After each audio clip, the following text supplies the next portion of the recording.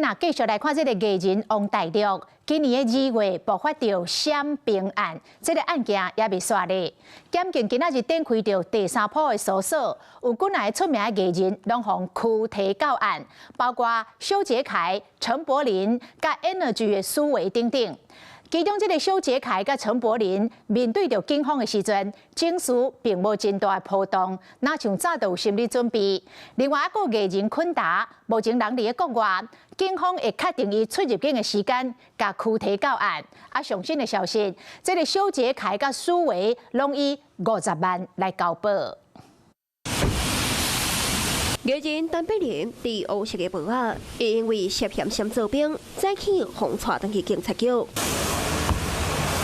艺人修杰楷申请封铐起来，伊遐一领外套暗内，两个人面对警方时态度坦然。敢若伫咧王大陆封抓的时阵，都早就有准备。天团 Energy 苏伟也互调查。为什么要闪兵啊？就想让一下，让一下。苏伟自头到尾拢点点，棒棒糖的小姐伫帽仔甲喙暗，封抓着伊涉嫌开30万，找闪兵集团斗3工。威廉介绍了吗？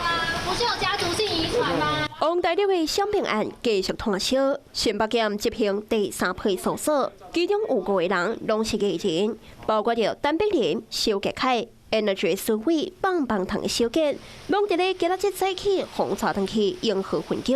陈柏霖当时因为下股风验体，修杰楷开15万，请闪兵集团斗3工，加做有个会压并免做兵，落尾是做替代役。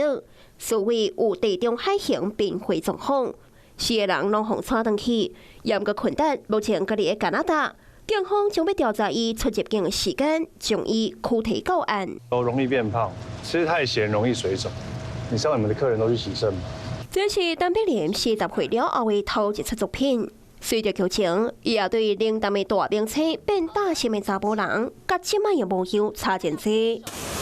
检警经办以姓陈的主嫌为主的闪兵集团，伫今年2月甲5月执行2批扫动，包括着艺人王大陆等等过来的艺人，拢牵涉着闪兵案，如今也伫演艺界引发着风波。